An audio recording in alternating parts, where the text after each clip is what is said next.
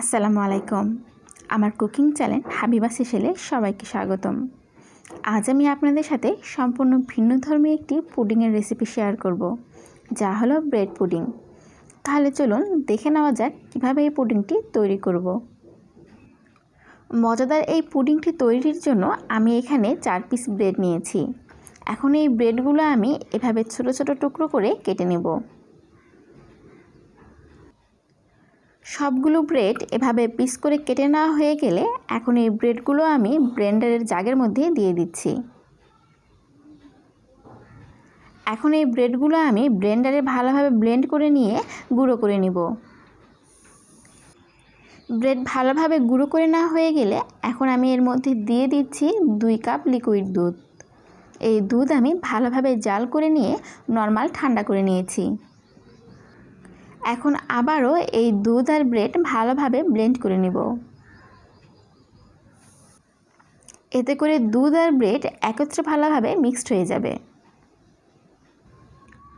আমার ভালোভাবে ব্লেন্ড করে নেওয়া হয়ে গেছে। এখন আমি এই দুধ আর ব্রেডের মিশ্রণটি একটি ফ্রাই প্যানে ঢেলে নিচ্ছি। আর এর মধ্যে দিয়ে দিচ্ছি হাফ কাপ চিনি।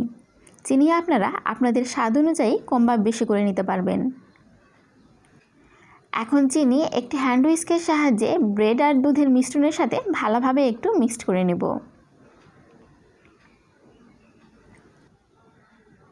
মোটামুটি ভালোভাবে মিক্সড করে নেওয়া হয়ে গেলে এখন আমি এর মধ্যে দিয়ে দিচ্ছি 1 টেবিল চামচ আগার আগার পাউডার।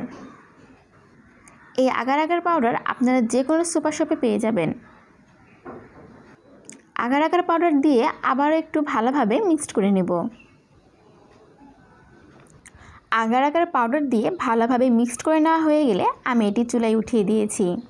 এখন মিডিয়াম আঁচে এটি একটু কুক করে নেব। এভাবে এই সময় অনবরত এভাবে হ্যান্ড হুইস্ক দিয়ে নাড়তে হবে।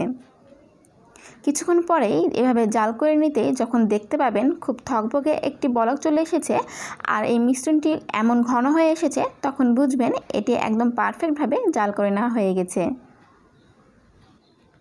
এখন আমি এটি চুলা থেকে নামিয়ে সমান 3 ভাগে ভাগ করে নিয়েছি। এরপর আমি একটি ভাগের মধ্যে 1 টেবিল চামচ কোকো পাউডার দিয়ে ভালোভাবে মিক্সড করে নিচ্ছি।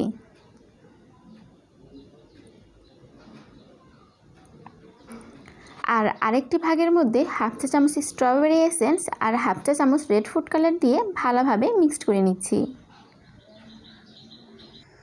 ভালোভাবে মিক্সড করে নেওয়া হয়ে গেলে এখন আমি এটি একটি কেকের মোল্ডে ঢেলে নেব, যার জন্য আমি প্রথমে সাদা কালারের যে মিশ্রণটি সেটি দিয়ে দিচ্ছি।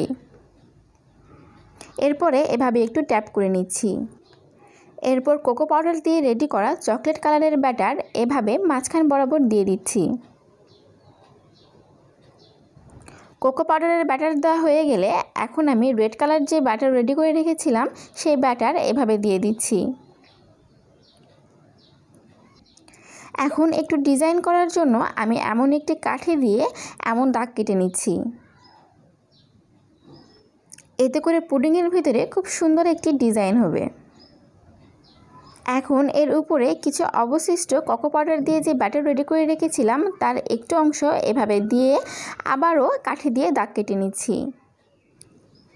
এখন এটি ঠান্ডা হয়ে আসলে নর্মাল ফ্রিজে রেখে দিব ভালোভাবে জমে সেট হওয়ার জন্য।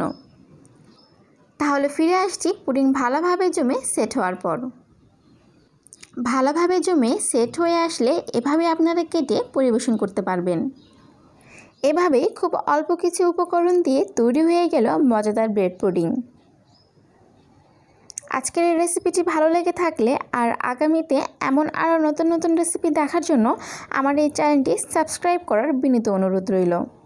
সুস্থ থাকবেন, ভালো থাকবেন। ধন্যবাদ।